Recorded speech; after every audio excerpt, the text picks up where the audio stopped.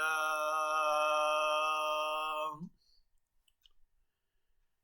الحمد لله نحمده ونستعينه ونستغفره ونؤمن به ونتوكل عليه ونعوذ بالله من شرور أنفسنا ومن سيئات أعمالنا ومن يهده الله فلا مضل له ومن يضلله فلا هادي له ونشهد أن لا إله إلا الله وحده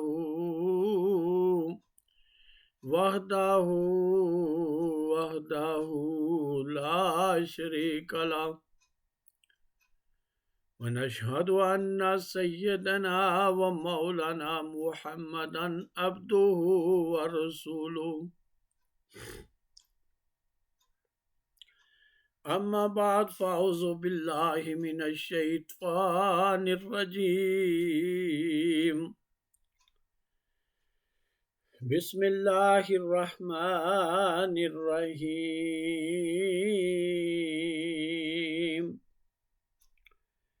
سبحان الذي أسرى بعبده ليلا من المسجد الحرام إلى المسجد الأقصى الذي باركنا حوله لنريه من آياتنا إنه هو السميع البصير. صدق الله العظيم وصدق رسوله النبي الكريم ونحن على ذلك من الشاهدين والشاكرين والحمد لله رب العالمين. إن الله وملائكته يصلون على النبي يا أيها الذين آمنوا صلوا عليه وسلموا تسليما. اللهم صل على محمد وعلى آل محمد كما صليت على إبراهيم وعلى آل إبراهيم إنك حميد مجيد. اللهم بارك على محمد وعلى آل محمد كما باركت على إبراهيم وعلى آل إبراهيم إنك حميد مجيد. وما توفيقي إلا بالله العلي العظيم. بھائیو، دوستو، عزیزو، اللہ رب العزت کا لاکھ لاکھ شکر ہے کہ جس پاک ذات نے ہمیں بنی نوع انسان میں پیدا فرمایا اور بنی نوع انسان میں پیدا فرما کر اللہ رب العزت نے ہمیں اپنے پیارے حبیب حضرت محمد مصطفیٰ احمد مجتبی صلی اللہ تعالیٰ علیہ وآلہ وسلم کی امت میں پیدا ہونے کا شرف نصیب فرمایا اور ہمیں قرآن مجید و فرقان حمید جیسی عظیم کتاب سے نوازا. بھائیو، دوستو اور عزیزو، اللہ کریم کا کروڑ ہا کروڑ شکر کہ اللہ کریم نے ہمیں زندگی میں پھر ماہ رجب المرجب جیسا مہینہ نصیب فرمایا. یہ بڑا بابرکت مہینہ ہے اور یہ اللہ کا مہینہ ہے اور یہ بڑا عظمت والا مہینہ ہے، حرمت والوں مہینوں میں سے ایک مہینہ ہے. اور اس مہینہ کی 27 تاریخ کو واقعہ معراج پیش آیا. اس سے پہلے دو تین خطبوں میں میں آپ کے سامنے معراج شریف کے موضوع پر کافی گفتگو کر چکا ہوں۔ حضور علیہ الصلاۃ والسلام کا سفر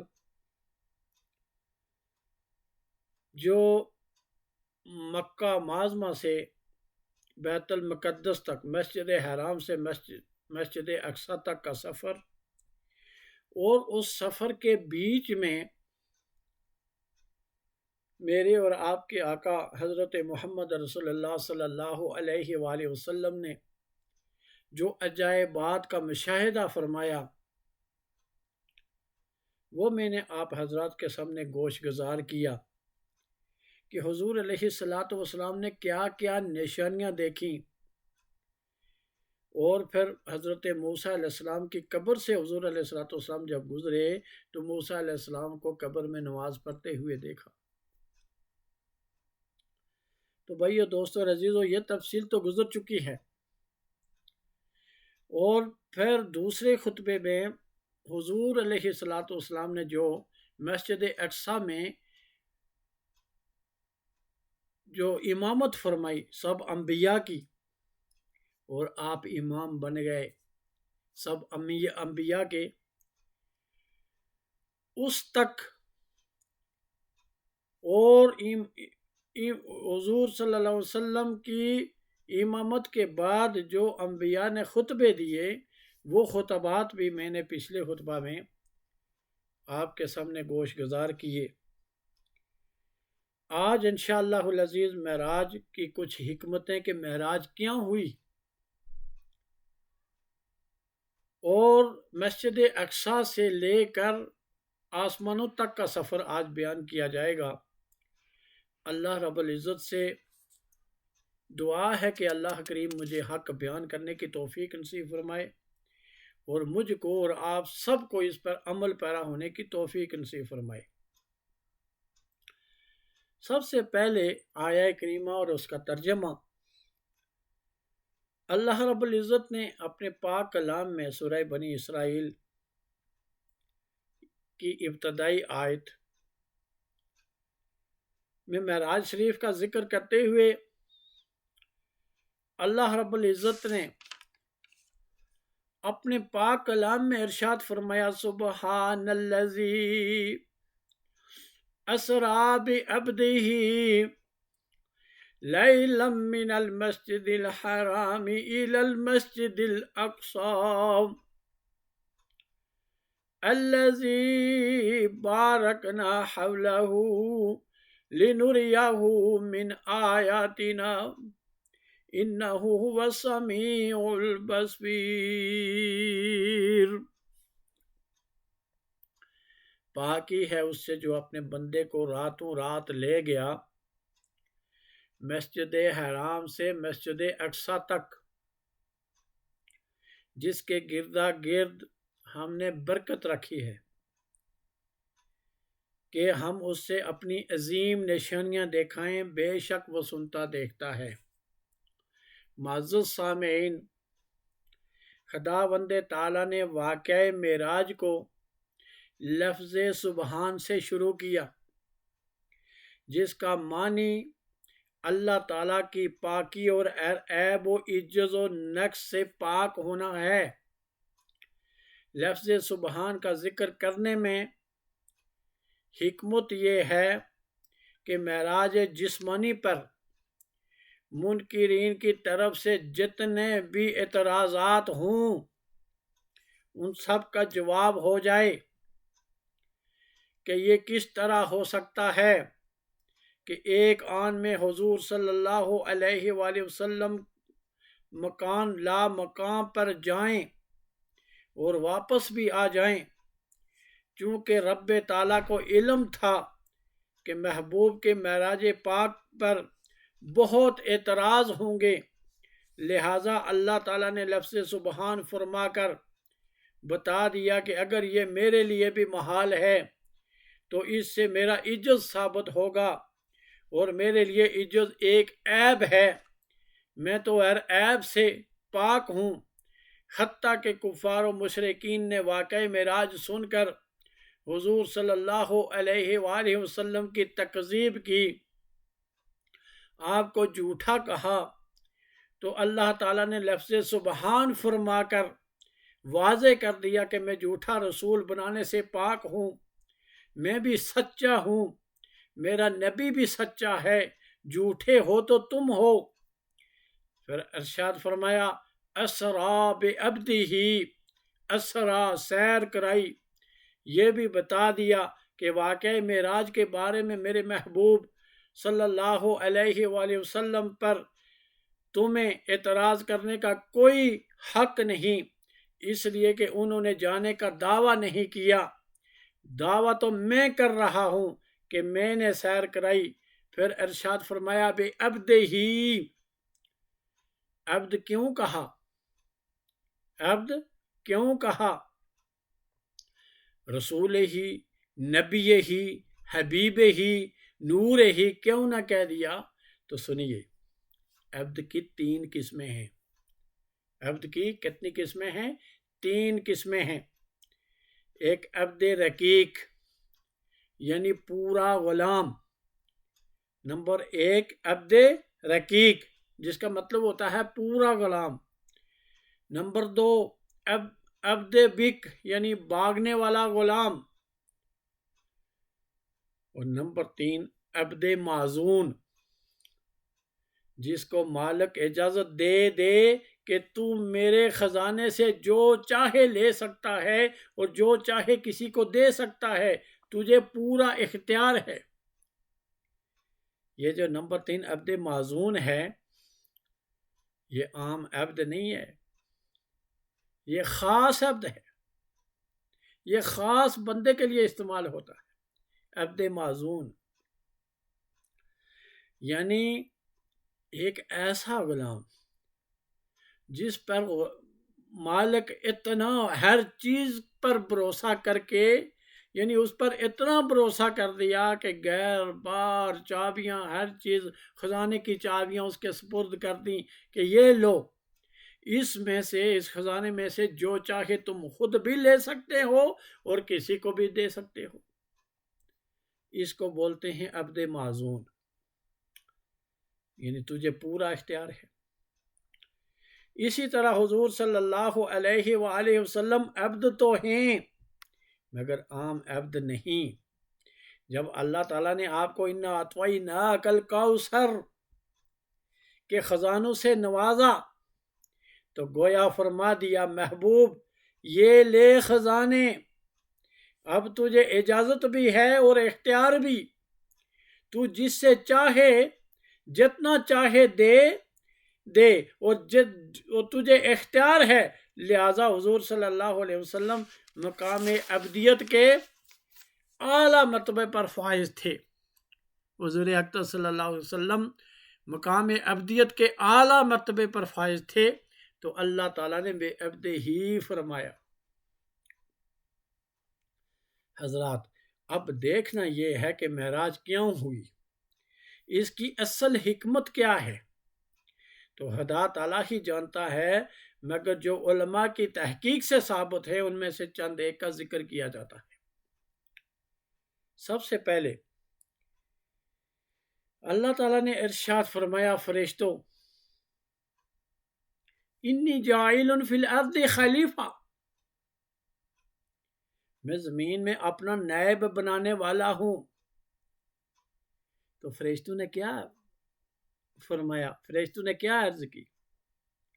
تو فرشتوں نے عرض کی مولا اتجعل فیہا من یفسد فیہا ویسفک الدماء، کیا اس سے نائب بنائے گا جو زمین میں فساد پھیلائے اور خون ریزیاں کرے؟ اللہ تعالیٰ نے فرمایا انی اعلم ما لا تعلمون، بے شک جو میں جانتا ہوں تم نہیں جانتے، بے شک جو میں جانتا ہوں تم نہیں جانتے۔ آگے ارشاد فرمایا تو اے فرشتو تمہاری نظر فسادیوں کی طرف ہے، میری نظر یار کی طرف ہے۔ تو جب فرشتوں نے محبوب خدا کا نام سنا تو دیدار کے مشتاق ہوئے، اور عرض کرنے لگے کہ یا اللہ ایک دفعہ ہمیں بھی اس محبوب کا دیدار کرا دے۔ تو خدا بند تعالی نے فرمایا سونیا محبوبہ اب ذرا آسمانوں پر تشریف لا کر آسمان و عرش والوں کو بھی اپنا دیدار کرا دیجئے۔ اور آواز آئی اے نبیو، اے آسمانوں میں رہنے والو اور اے جنت کے مکینو، سب تیار ہو جاؤ، میرا محبوب آ رہا ہے۔ سب تیار ہو جاؤ، دیدار کے لیے تیار ہو جاؤ، استقبال کے لیے تیار ہو جاؤ کہ میرا محبوب آ رہا ہے۔ یا پھر اس لیے معراج ہوئی۔ دوسری حکمت یہ بیان کرتے ہیں علماء کرام کہ جب حضرت ابو طالب کی وفات کے بعد کفار نے حضور صلی اللہ علیہ وسلم کو بے حد ایذا پہنچانا شروع کر دی، تو ایک دن آپ نے نہایت حسرت سے فرمایا کہ کاش اگر آج کوئی میرا دوست ہوتا تو میرے کام آتا، کوئی غمخوار ہوتا تو غمخواری کرتا، کوئی دلدار ہوتا تو دلداری کرتا۔ اچانک راستے میں کافروں نے حضور صلی اللہ علیہ وآلہ وسلم کو برا بھلا کہنا شروع کر دیا۔ تو اسی پریشانی کے عالم میں آپ حضرت ام ہانی رضی اللہ تعالی عنہا کے گھر جا کر ایک حجرے میں عبادت الہی میں مشغول ہو گئے۔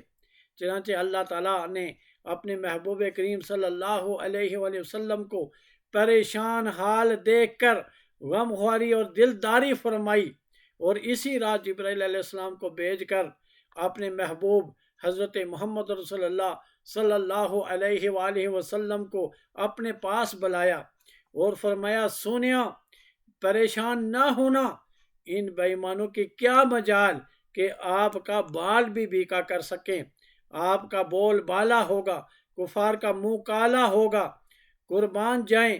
اگر بیٹا پریشان ہو تو ماں تسلیاں دے، دوست پریشان ہو تو دوست حوصلہ افزائی کریں، ہمسایہ پریشان ہو تو ہمسایہ گھبرائے تو ہمسایہ تسلیاں دے، لیکن اگر آمنہ کا لال پریشان ہو تو تسلیاں خود خدا تعالیٰ دیتا ہے۔ یا پھر اس لیے بھی معراج ہوئی، علماء کرام فرماتے ہیں کہ اللہ تعالیٰ نے روز اول سے اپنے محبوب کو روز محشر میں تمام مخلوق کے لیے شفاعت کرنے والا بنایا ہے۔ اللہ تعالیٰ نے اپنے محبوب کو تمام مخلوق کے لیے شفاعت کرنے والا بنایا ہے، اور قیامت کا روز بڑا خوفناک ہوگا۔ ہر ایک پر ایسا خوف طاری ہوگا کہ کسی عزیز کے حال کو معلوم کرنے کی طاقت نہ ہوگی، کسی عزیز کے حال کو معلوم کرنے کی طاقت نہ ہوگی۔ اس واسطے اللہ تعالیٰ نے اپنے محبوب کو شب معراج میں اپنے پاس بلا کر عجائب و غرائب اور دراجات بہشت اور دراجات جہنم دکھائے، تاکہ کل قیامت کے دن کی ہیبت آپ پر اثر انداز نہ ہو اور آپ بلا خوف و خطر عاصیوں اور گناہ گاروں کی شفاعت کر سکیں۔ یہی وجہ ہے کہ روز قیامت تمام نبی نفسی نفسی پکاریں گے اور حضور صلی اللہ علیہ وآلہ وسلم امتی امتی فرمائیں گے۔ تو پھر ارشاد فرمایا، پھر علماء کرام نے اور ایک وجہ لکھی ہے، اور بھی وجہ لکھی ہیں۔ پھر فرمایا کہ حضرت آدم علیہ السلام سے لے کر حضرت عیسیٰ علیہ السلام تک جتنے انبیاء رسول علیہ السلام تشریف لائے، سب حضرات نے حضرت جبریل علیہ السلام سے سن کر ہی اللہ تعالیٰ کی وحدانیت کا اعلان کیا۔ یعنی تمام نبیوں نے حضرت جبریل علیہ السلام سے سن کر ہی اللہ کی وحدانیت کا اعلان کیا۔ اب منشا الہی یہ تھا کہ کوئی ایسا بھی ہونا چاہیے جو مجھے دیکھ کر میرے یکتا ہونے کا اعلان کرے، کوئی ایسا نبی بھی ہونا چاہیے جو مجھے دیکھ کر میرے یکتا ہونے کا اعلان کرے، وحدہ لا شریک ہونے کا اعلان کرے، لیکن مجھے دیکھ کر، اور وہ پھر سوائے مقصود کائنات صلی اللہ علیہ وسلم کے اور کون ہو سکتا تھا؟ یہ مقام حضور صلی اللہ علیہ وسلم کا تھا کہ آپ نے سر کی آنکھوں سے دیدار الہی کیا اور آنکھ بھی نہ جب کی اور فرمایا، تو حضور صلی اللہ علیہ وسلم نے ارشاد فرمایا رأیت ربی فی احسن صورہ، میں نے اپنے رب کو احسن صورت میں دیکھا۔ اب سوال یہ ہے کہ معراج رات کو کیوں ہوئی؟ اس کے لیے چند ایک اقوال علماء کرام فرماتے ہیں۔ علماء کرام فرماتے ہیں کہ رات چونکہ دعا کے قبول ہونے کا وقت ہے اور اللہ تو خود آواز دے کر فرماتا ہے، یعنی رات کو اللہ تعالیٰ کا در رحمت جوش میں ہوتا ہے۔ بھائیو دوستو عزیزو، جو لوگ تہجد پڑھتے ہیں، تہجد پڑھنے والوں سے اللہ کیوں خوش ہے؟ اللہ ان کی بخشش کیوں فرما دیتا ہے؟ اس لیے کہ وہ رات کا وقت ہوتا ہے، تنہائی کا وقت ہوتا ہے۔ اللہ کو منانے میں انسان اللہ سے تنہائی میں انسان اللہ سے معافی مانگتا ہے، اللہ کے قریب ہوتا ہے اور اللہ سے اپنے گناہوں کا استغفار کرتا ہے تو اللہ اس کو معاف بھی کر دیتا ہے۔ تو اسی لیے میں اپنے خطبات میں کہتا رہتا ہوں کہ اپنے فرائض کی پابندی کیجئے، پہلے 5 وقتہ نماز کے پابند بنیے، روزے رکھیے اور حج زکوٰۃ ادا کیجئے، اور جب آپ فرائض کے پابند ہو گئے تو اللہ تعالیٰ آپ کو یہ بھی توفیق دے کہ آپ تہجد گزار بن جاؤ۔ نوافل سے پھر اللہ مل جاتا ہے۔ تو پھر جب رات ہوتی ہے تو اللہ تعالیٰ فرماتا ہے کہ ہے کوئی بخشش مانگنے والا کہ میں اسے بخش دوں، ہے کوئی توبہ و استغفار کرنے والا کہ میں اس کی توبہ قبول کروں، ہے کوئی گناہوں کی بخشش چاہنے والا کہ میں اس کے گناہوں کو بخش دوں۔ چنانچہ رب تعالیٰ کو پتہ تھا کہ میرا محبوب ہر وقت امت کے بارے میں متفکر رہتا ہے، فکر مند رہتا ہے اور ان کی بخشش کے لیے دعائیں مانگتا رہتا ہے، اور معراج کے وقت بھی امت کی بخشش کا سوال کرے گا، تو خداوند تعالیٰ نے رات کو مقرر کیا کہ میرا محبوب میرے پاس اس وقت آئے جب میری رحمت جوش میں ہو، جب میرا دریا رحمت جوش میں ہو، اور مجھ سے جو میرا محبوب جو مجھ سے مانگے میں عطا کر دوں، میرا محبوب جو مجھ سے سوال کرے میں اسے عطا کر دوں، اور جس کی بخشش چاہے میں اس کو بخش دوں۔ گویا کہ معراج حضور صلی اللہ علیہ وآلہ وسلم کی امت کے بخشنے کا ایک بہانہ تھا۔ تو بھائیو دوستو عزیزو، بعض نے کہا کہ معراج رات کو اس لیے ہوئی کہ دن نے رات پر فخر کیا تھا کہ مجھ میں سورج چمکتا ہے، کہ اس سے کہا گیا کہ اتنا فخر نہ کر، اگر دنیا کا سورج تیرے اندر چمکتا ہے تو فاسا یورج شمس الوجود فی اللیل الی السماء، ان قریب وجود نبوت کا سورج رات میں آسمانوں کی طرف چڑھایا جائے گا۔ یہ ایک حکمت یہ بھی تھی۔ پھر رات کو معراج اس لیے بھی ہوئی چونکہ رات راز اور اسرار کے لیے نہیت موضوع ہے، اور ایمان بالغیب بہت بڑی نعمت ہے بھائیو دوستو عزیزو۔ اور اگر دن کو معراج ہوتی تو حضرت صدیق اکبر رضی اللہ تعالیٰ عنہ جیسے ایمان بالغیب سے محروم رہ جاتے، لہذا معراج رات کو ہوئی۔ حضرت حضور صلی اللہ علیہ وسلم کی سواری مسجد اقصی سے فرشتوں جیسے نوری باراتیوں کے جرمٹ میں آسمانوں کی طرف چلی، تو آسمان والے حضور صلی اللہ علیہ وسلم کا انتظار کر رہے تھے اور کہہ رہے ہیں کہ اے باد صبا کچھ تو نے سنا، محبوب جو آنے والے ہیں، اے باد صبا کچھ تو نے سنا، محبوب جو آنے والے ہیں، کلیاں نہ بچھانا راہوں میں، ہم آنکھیں بچھانے والے ہیں۔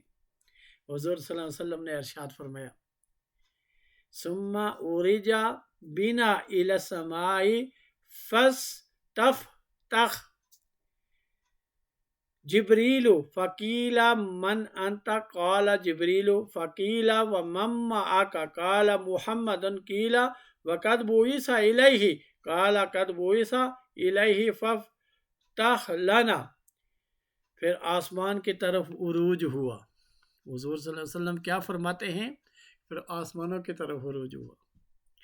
پس جبریل علیہ السلام نے پہلے آسمان کا دروازہ کھٹکھٹایا، پوچھا کون ہے؟ جواب دیا جبریل۔ پوچھا گیا تیرے ساتھ کون ہے؟ جواب دیا محمد صلی اللہ علیہ وسلم۔ پوچھا گیا تو میں ان کی طرف بھیجا گیا تھا؟ جواب دیا ہاں۔ پس دروازہ کھل گیا تو پہلا آسمان، جب حضور صلی اللہ علیہ وسلم آسمان اول میں داخل ہوئے تو پہلے آسمان میں رہنے والوں نے آپ کا استقبال کیا۔ آگے بڑھے تو حضرت آدم علیہ السلام سے ملاقات ہوئی۔ حضرت جبریل علیہ السلام نے عرض کی یا رسول اللہ صلی اللہ علیہ وسلم، یہ نسل انسانی کے باپ حضرت آدم علیہ السلام ہیں، انہیں سلام کیجئے۔ آپ نے سلام کیا تو حضرت آدم علیہ السلام نے فرمایا مرحبا بن نبی صالح والابن صالح، نبی نیک فرزند کو مرحبا ہو۔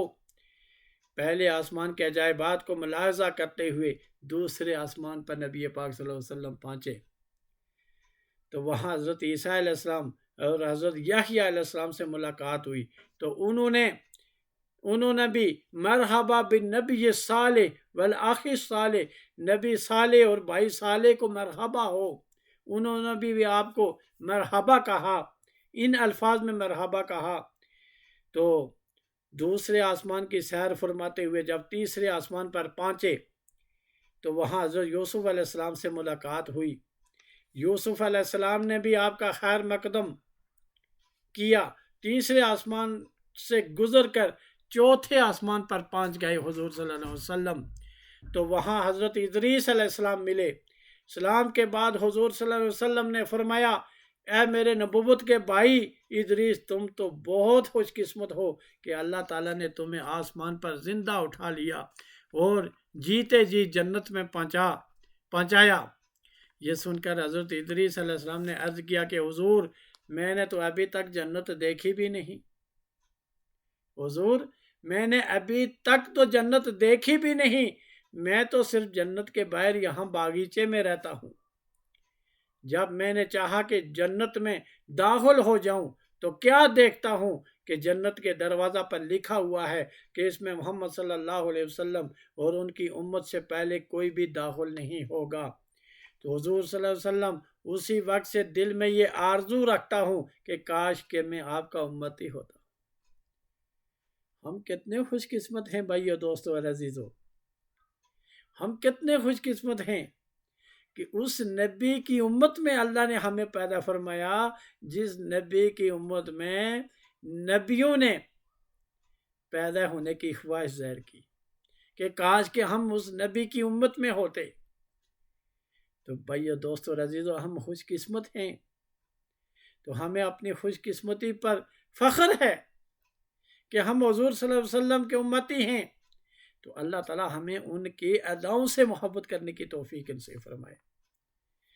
تو پھر فرمایا حضرت ادریس علیہ السلام نے کہ میں اس لیے یہ خواہش رکھتا ہوں کہ حضور علیہ السلام کی امتی ہوتا کہ آپ کی امت کنتم خیر امہ ہے۔ تو پھر ارشاد فرمایا کہ اس کے بعد آپ 5ویں آسمان پر پہنچے، وہاں حضرت ہارون علیہ السلام سے آپ کی ملاقات ہوئی۔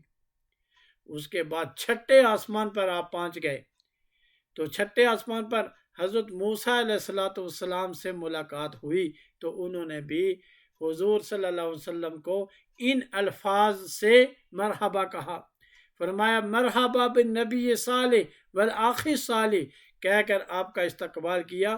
حضور صلی اللہ علیہ وسلم فرماتے ہیں پھر میں 6 آسمان کی سیر کرتے ہوئے 7ویں آسمان پر پہنچ گئے۔ وہاں حضرت ابراہیم علیہ السلام سے ملاقات ہوئی جو بیت المعمور سے تکیہ لگائے بیٹھے تھے۔ تو حضرت ابراہیم علیہ السلام بھی امام الانبیاء صلی اللہ علیہ وسلم کو خوش آمدید مرحبا مرحبا کے خوش کن الفاظ بولتے ہوئے ملے اور آپ کو امت کے لیے ایک تحفہ دیا۔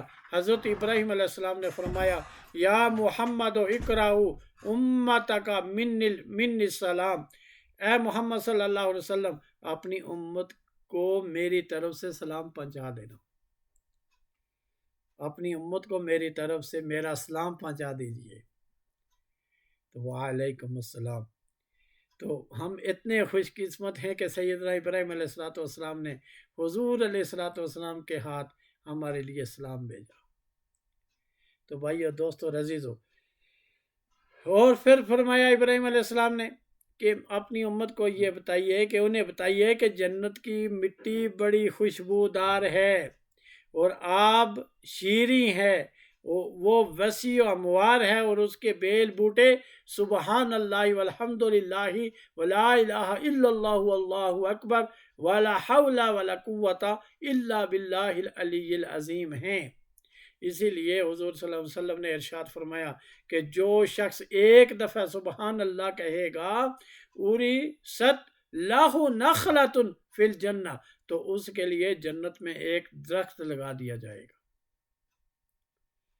سبحان اللہ، سبحان اللہ، کیا شان مدینے والے دا، سبحان اللہ، سبحان اللہ، کیا شان مدینے والے دا، دو جگ وچ ٹھاٹھا ماردا اے فیضان مدینے والے دا۔ پھر حضور صلی اللہ علیہ وسلم فرماتے ہیں کہ پھر آپ بیت المعمور میں پہنچ گئے، جو آسمانی کعبہ ہے، فرشتوں کا کعبہ، تو اس میں داخل ہوئے۔ وہاں آپ نے فرشتوں کو نماز پڑھائی۔ آپ امام الانبیاء ہی نہیں بلکہ آپ فرشتوں کے بھی امام بن گئے۔ آپ بیت المعمور میں داخل ہوئے اور آپ نے وہاں فرشتوں کو نماز پڑھائی۔ حضور صلی اللہ علیہ وسلم بیت المعمور سے نماز پڑھا کر باہر تشریف لائے تو اللہ تعالیٰ نے آپ کو 3 خطاب امامت کے سلسلہ میں عطا فرمائے۔ فرمایا یا محمد و انکا سید المرسلین امام المتقین وقائد الغر المحجلین، اے محمد صلی اللہ علیہ وسلم آپ تمام نبیوں اور رسولوں کے سردار ہیں، اور اے نبی تم جہاں بھر کے متقی پرہیزگاروں کا امام ہو۔ اے نبی صلی اللہ علیہ وسلم جنت کی طرف لے کر چلنے والے ہو۔ حضور صلی اللہ علیہ وسلم فرماتے ہیں ثم رفعت الی سدرۃ المنتہا، پھر مجھے سدرۃ المنتہا میں اٹھایا گیا۔ پھر مجھے کیا؟ سدرۃ المنتہا میں اٹھایا گیا۔ اس کے پھل مقام ہجر کے مٹکوں کی طرح تھے اور اس کے پتے ہاتھی کے کانوں جیسے تھے۔ جبریل علیہ السلام نے کہا یہ سدرۃ المنتہا ہے۔ اور جب حضور سرور کائنات صلی اللہ علیہ وسلم سدرۃ المنتہا پر پہنچے تو جبرائیل علیہ السلام نے دست بدستہ حضور کی خدمت میں عرض کی آقا آپ کی خدمت اقدس میں میری ایک درخواست ہے، اگر منظور ہو جائے۔ امام الانبیاء صلی اللہ علیہ وسلم نے ارشاد فرمایا کیا درخواست ہے؟ عرض کی آقا یہ میری جائے اقامت ہے، میں چاہتا ہوں کہ آپ یہاں 2 رکعت نماز ادا فرمائیں۔ جبریل نے کہا کہ بس یہاں میں رہتا ہوں، اس سے اوپر میں نہیں جا سکتا، میری خواہش ہے کہ میری اس جگہ میں جہاں میری جائے اقامت ہے، جہاں میں رہتا ہوں، میں چاہتا ہوں کہ آپ 2 رکعت نماز ادا کر دیں تاکہ آپ کے قدموں کی برکت سے میری قیامگاہ بابرکت ہو جائے۔ حضرت جبریل جیسے فرشتے حضور علیہ السلام سے برکت حاصل کر رہے ہیں، ان کے غلام ہیں، ان کے قدم چومتے ہیں۔ اعلیٰ حضرت فرماتے ہیں جن کے طلبوں کا دون ہے آب حیات، جن کے طلبوں کا دون ہے آب حیات، ہے وہ جان مسیحا ہمارا نبی، ہے وہ جان مسیحا ہمارا نبی۔ چنانچہ حضور صلی اللہ علیہ وسلم نے جبریل علیہ السلام کی درخواست قبول کر لی، وہ 2 رکعت نماز ادا فرمائی۔ सिदरत المنتہا پر وہاں 2 رکعت نماز آپ نے ادا فرمائی، اور سدرۃ المنتہا کے تمام فرشتوں نے آپ کی اقتداء میں نماز ادا کی، جس طرح بیت المقدس میں تمام انبیاء علیہ السلام نے آپ کی اقتداء میں نماز ادا کی تھی۔ نماز کے بعد حضور صلی اللہ علیہ وسلم نے فرمایا جبرائیل آگے چلو، مگر جبرائیل نے عاجزی کا اظہار کرتے ہوئے عرض کی آقا میں آگے نہیں جا سکتا۔ امام الانبیاء علیہ السلام نے فرمایا جبریل یہ ایسا مقام تو نہیں جہاں ساتھی ساتھ چھوڑ جائے۔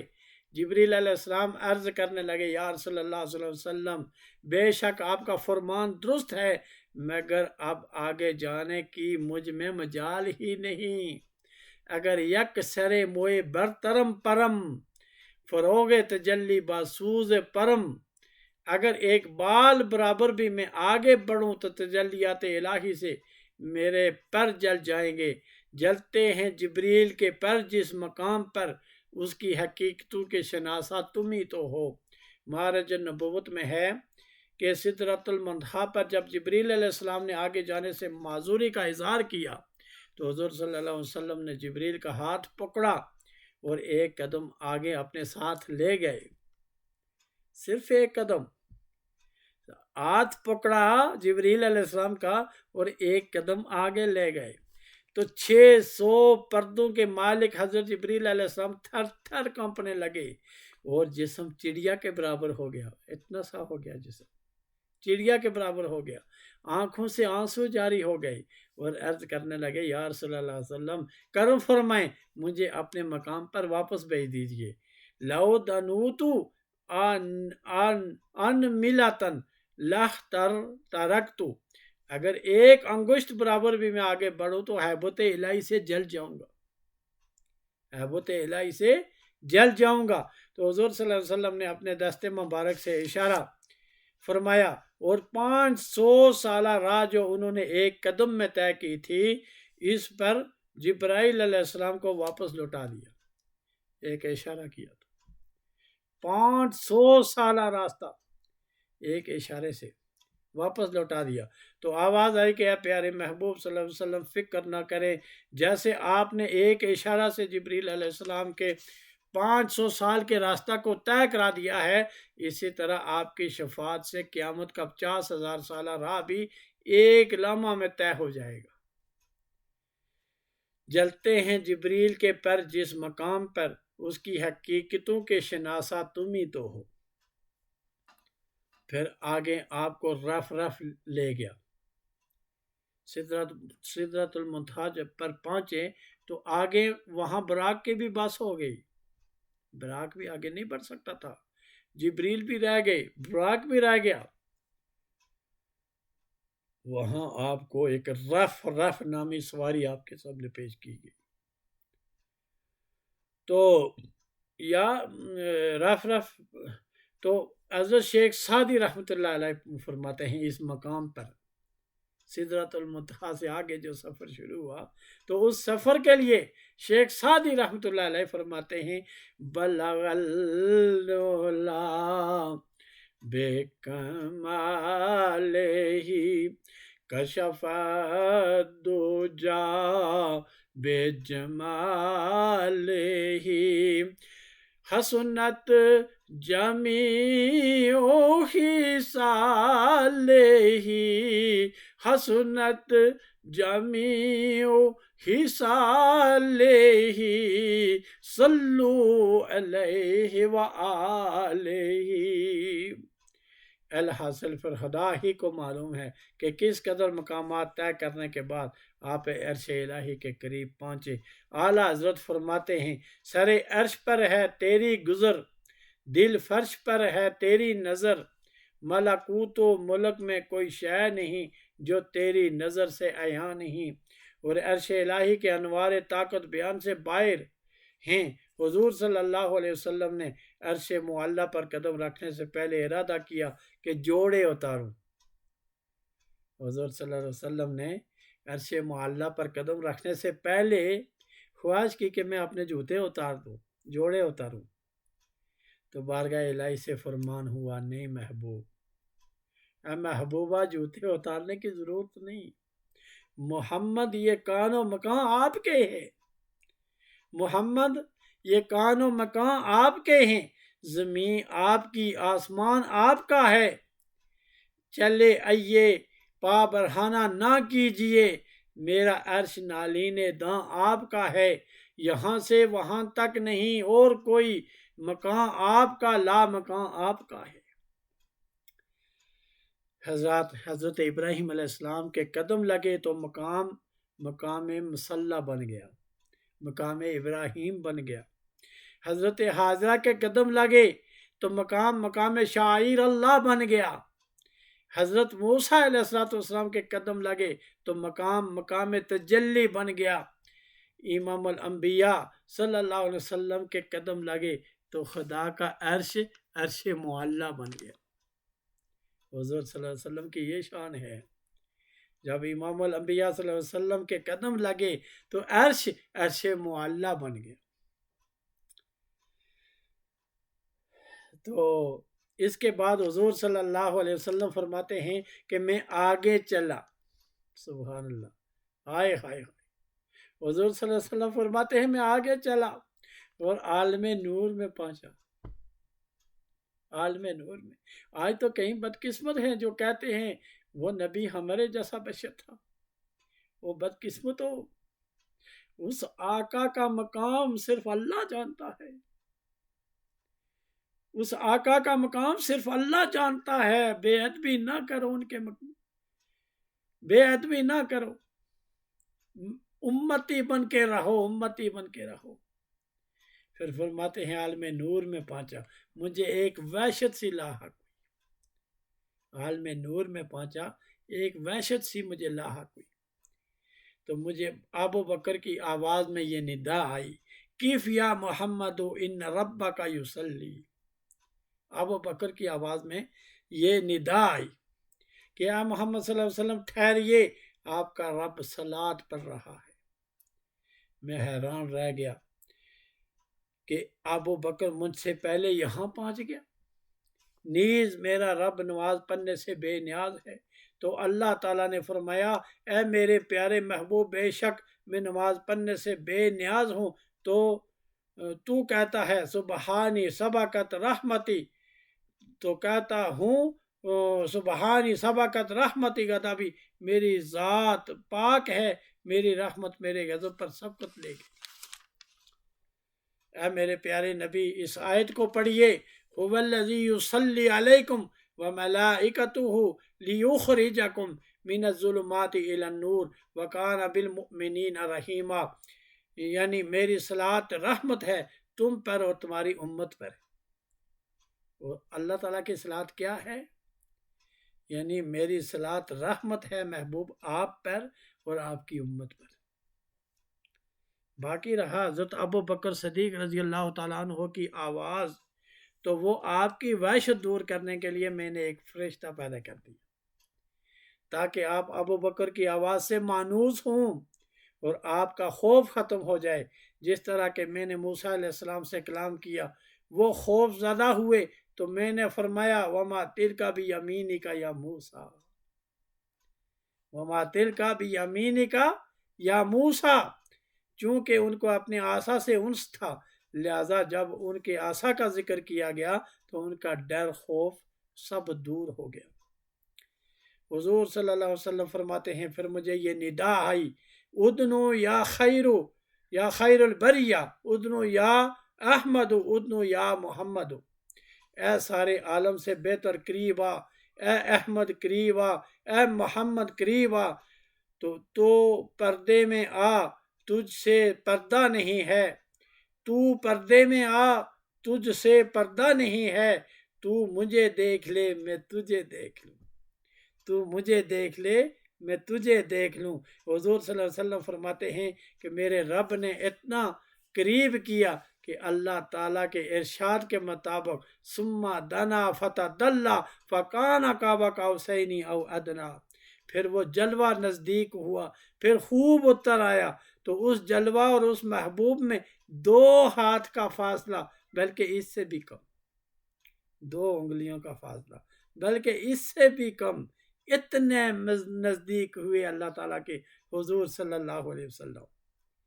پھر کہا حق نے جلوہ میرا دیکھ لے، تو کہا حق نے جلوہ میرا دیکھ لے، وہ مجھے دیکھ لے جو تجھے دیکھ لے، میں تجھے دیکھ لوں تو مجھے دیکھ لے، دیکھنے کا مزہ آج کی رات ہے۔ پھر حضور صلی اللہ علیہ وسلم نے نہایت ہی عاجزی اور انکساری سے پروردگار عالم کو سجدہ کیا۔ تو اللہ تعالیٰ نے فرمایا کہ میرے محبوب، اے محبوب میرے لیے کیا لے کر آئے ہو؟ جب دوست کے ہاں جاتا ہے، جب محبوب کے ہاں جاتا ہے تو کچھ نہ کچھ لے کر جاتا ہے۔ اے میرے محبوبہ میرے لیے کیا لے کے آیا ہے؟ میرے محبوب میرے لیے کیا لے کے آئے ہو؟ عرض کی یا اللہ وہ چیز لے کر آیا ہوں جو تیرے پاس نہیں ہے۔ کتنا پیارا جواب دیا میرے نبی نے۔ میرے نبی نے فرمایا کہ یا اللہ وہ چیز لے کر آیا ہوں جو تیرے پاس نہیں ہے۔ خداوند تعالیٰ نے فرمایا محبوب وہ کون سی چیز ہے جو میرے پاس نہیں ہے؟ تو حضور علیہ السلام نے ارشاد فرمایا، پھر راز کی باتیں شروع ہو گئیں۔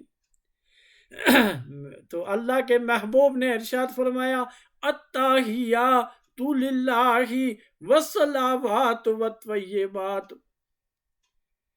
اے اللہ تمام زبانی، بدنی اور مالی باتیں سب اللہ کے لیے ہیں۔ تمام میری زبانی، بدنی، مالی باتیں اللہ تیرے لیے ہیں۔ میں عاجزی لایا ہوں، تیری بارگاہ میں عاجزی نہیں ہے۔ میں تیری بارگاہ میں سجدہ لے کر آیا ہوں، عاجزی لے کر آیا ہوں۔ التحیات للہ والصلوات والطیبات، میری تمام مالی بدنی باتیں، زبانی بدنی مالی باتیں اللہ تیرے لیے۔ جب امام الانبیاء صلی اللہ علیہ وسلم نے اپنی عاجزی اور انکساری کے ساتھ بارگاہ الہی حمد و ثنا کا تحفہ پیش کیا تو اللہ تعالیٰ نے محبوب کریم کو راضی ہو کر 3 انعام عطا فرمائے۔ آگے اللہ فرماتا ہے جواباً السلام علیکہ ایہا النبی ورحمت اللہ وبرکاتہ، اے پیارے نبی تم پر سلام ہو، اللہ کی رحمت اور برکت نازل ہو۔ یہاں پہلا انعام سلام، دوسرا انعام رحمت، تیسرا انعام برکت۔ جب کملی والے نے دیکھا کہ آج خدا تعالیٰ کا رحم و کرم جوش میں ہے تو ساتھ ہی اپنی گناہ گار امت کو بھی یاد کر لیا۔ اس جگہ بھی میرے کملی والے ہمیں نہ بھولے، میرے کملی والے اس جگہ بھی جب اللہ سے باتیں کر رہے ہیں ہم نے سامنے بیٹھ کر، اس مقام پر کوئی نہیں پہنچا، وہ کملی والا پہنچا۔ اس مقام پر بھی کملی والا ہمیں نہ بھولا۔ وہاں ارشاد فرمایا السلام علینا وعلی عباد اللہ الصالحین، سلام ہو ہم پر اور اللہ کے نیک بندوں پر۔ مہاراج نبوت میں ہے کہ جب حضور صلی اللہ علیہ وسلم نے السلام علینا کہا تو اللہ تعالیٰ نے فرمایا محبوب یہاں تو تمہارے بغیر اور کوئی نہیں ہے۔ علینا کیا ہے؟ یعنی ہم پر سلام، جمع کا لفظ۔ تو امام الانبیاء صلی اللہ علیہ وسلم نے عرض کی کہ مولا اگرچہ جسمانی لحاظ سے وہ میرے ساتھ نہیں ہیں مگر روحانی حیثیت سے وہ میرے ساتھ ہیں۔ جب فرشتوں نے اللہ اور اس کے پیارے رسول صلی اللہ علیہ وسلم کا کلام سنا تو پکار اٹھے اشہد ان لا الہ الا اللہ و اشہد ان محمد عبدہ ورسولہ، بے شک ہم گواہی دیتے ہیں کہ اللہ کے سوا کوئی عبادت کے لائق نہیں اور حضرت محمد صلی اللہ علیہ وسلم اللہ کے بندے اور رسول ہیں۔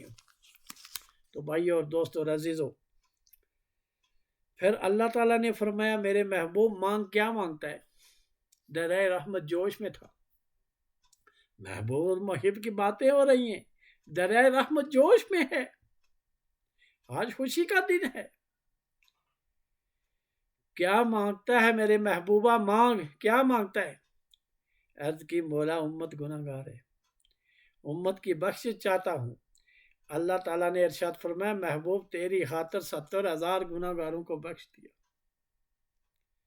اور مانگو، عرض کی یا اللہ امت کی بخشش، فرمایا 70,000 اور بخشے، اب اور مانگ کیا مانگتے ہو؟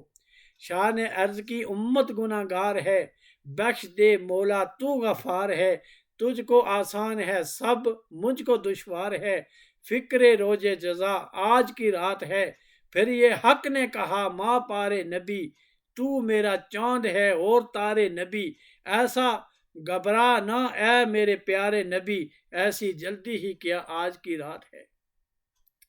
راوی کہتے ہیں کہ 700 دفعہ بارگاہ الہی سے خطاب ہوا کہ میرے حبیب اور کیا چاہتے ہو؟ نبی کریم صلی اللہ علیہ وسلم نے ہر بار امت ہی کا سوال کیا۔ 700 مرتبہ اللہ تعالیٰ نے پوچھا، سوال کیا کہ یا رسول اللہ کیا، اے محبوبہ مانگ کیا مانگتا ہے؟ تو ہر دفعہ حضور علیہ السلام نے اپنی امت کا سوال کیا۔ معراج النبوت میں لکھا ہوا ہے۔ تو بعد عظیم مصطفیٰ کے درمیان، خدا اور مصطفیٰ کے درمیان جو راز و نیاز کی باتیں ہوئیں وہ یا خدا جانتا ہے یا مصطفیٰ صلی اللہ علیہ وآلہ وسلم۔ اس کے بعد بارگاہ الہی سے آپ کو نماز کا تحفہ ملا۔ واپس آنے کے ٹائم اللہ تعالیٰ نے آپ کو نماز کا تحفہ دیا۔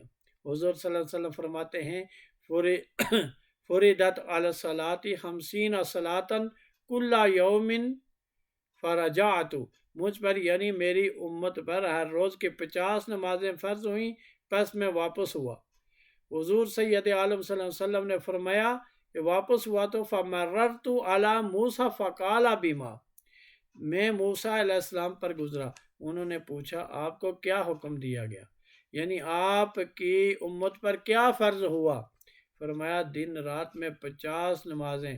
موسیٰ علیہ السلام نے عرض کی ان امتک لا تستطیع 50 صلاۃ کل یوم، بے شک آپ کی امت ہر روز 50 نمازیں نہ پڑھ سکے گی، کیونکہ ان سے پہلے بنی اسرائیل کو میں آزما چکا ہوں، آپ سے پہلے میں بنی اسرائیل کو آزما چکا ہوں، لہذا فرجع الی ربک فاسألہ التخفیف، اپنے رب کے پاس جائیے اور کمی کی درخواست کیجیے۔ چنانچہ حضور صلی اللہ علیہ وسلم پھر واپس بارگاہ الہی میں گئے اور عرض کی کہ یا اللہ 50 نمازیں زیادہ ہیں۔ اللہ کے حضور عرض کی کہ یا اللہ 50 نمازیں تو زیادہ ہیں۔ رب تعالیٰ نے فرمایا اے محبوب میں نے 10 معاف کر دیں۔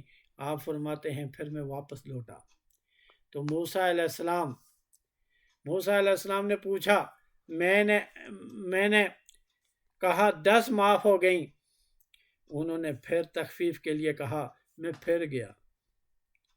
حضور فرماتے ہیں میں پھر واپس گیا، حتیٰ کہ بار بار جاتا رہا اور 5 رہ گئیں، باقی معاف ہو گئیں، اور حکم ہوا کہ محبوب یہ گنتی میں 5 ہیں، مگر جو اس سے پڑھے گا ثواب اسے 50 ہی کا ملے گا۔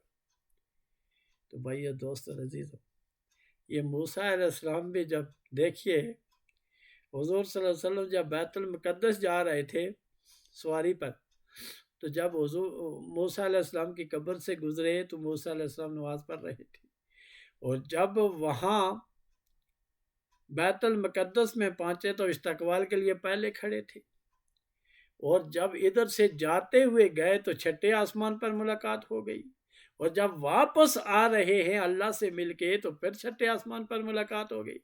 اور پھر کتنی پیاری ہستی حضرت موسیٰ علیہ السلام کہ حضور علیہ السلام کی امت کی مدد فرماتے ہوئے انہوں نے 45 نمازیں معاف کروا دی، یعنی حضور علیہ السلام کو بار بار واپس بھیجتے رہے کہ اے اللہ کے رسول واپس جائیے اور معاف کرواتے جائیے۔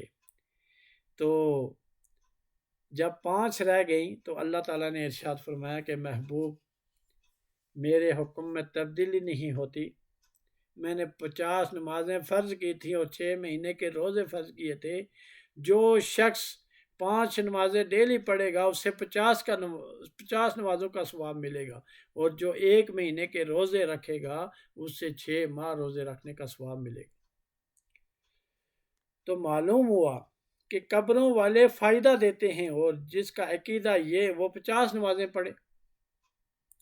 اگر موسیٰ علیہ السلام راستے میں نہ ہوتے تو آج ہمیں 50 نمازیں پڑھنی پڑتی، تو پتہ چل جاتا سارا دن ہاتھ میں لوٹا اور مسلح ہی رہتا۔ جب مولانا صاحب بیان کرتے کہ ہمارے نبی بار بار گئے اور نمازیں کم ہوتی رہیں حتیٰ کہ 5 رہ گئیں، تو کئی بیلی دل میں سوچنے لگ جاتے ہیں کہ کملی والا ایک بار اور چلا جاتا تو ہم تو ہمیشہ کے لیے فارغ ہو جاتے۔ کئی سوچتے ہیں کہ اگر کملی والا ایک دفعہ اور چلا جاتا نا تو ہم بالکل فارغ ہی ہو جاتے، بالکل کوئی پڑھنی ہی نہ پڑتی۔ تو 5 نمازوں پر بھی موسیٰ علیہ السلام نے واپس جانے کو کہا۔ اس پر حضور صلی اللہ علیہ وسلم نے فرمایا کہ میں بار بار گیا ہوں اور اب مجھے بارگاہ الہی میں جاتے ہوئے حیا آتی ہے۔ سامعین، نماز ہم پر فرض ہے، اس سے ادا کرنے سے ہی ہماری نجات ہوگی۔ اللہ تعالیٰ توفیق عطا فرمائے۔ حضور صلی اللہ علیہ وسلم رات کے قلیل حصہ میں گئے اور آئے، مگر بستر گرم اور پانی چلتا رہا اور زنجیر اسی طرح ہلتی رہی۔ بھائیو، دوستو اور عزیزو، حضرت عائشہ صدیقہ رضی اللہ تعالی عنہا فرماتی، ان سے روایت ہے کہ جب رسول اللہ صلی اللہ علیہ وسلم کو معراج ہوئی تو آپ نے صبح کو لوگوں سے ذکر فرمایا، تو بہت سے ایسے لوگ جو نئے مسلمان ہوئے تھے، ابھی تک ان کی تعلیم اور عقیدہ کی پختگی نہ ہو سکی تھی، مرتد ہو گئے، اور باقی سب مسلمانوں نے تصدیق کی۔ کچھ کافر مشرکین حضرت ابوبکر صدیق رضی اللہ تعالیٰ عنہ کے پاس بھی پہنچے اور کہنے لگے، حل لکا فی صاحبک یز امرن انہ اسرا بہ اللیلۃ الی بیت المقدس، اے اپنے ساتھی کے متعلق تیرا گمان ہے کہ آج رات اسے بیت المقدس تک لے جایا گیا؟ یعنی کافروں کی ایک جماعت، انہوں نے پوچھا، جا کے سوال کیا۔ حضرت ابوبکر صدیق رضی اللہ تعالیٰ عنہ نے فرمایا، لئن قال ذالک لقد صدق فلذالک سمی ابو بکر صدیق، اگر انہوں نے یہ فرمایا ہے تو تحقیق سچ ہے، اسی بنا پر آپ کا نام ابو بکر صدیق ہو گیا۔ وآخر دعوانا ان الحمد للہ رب العالمین۔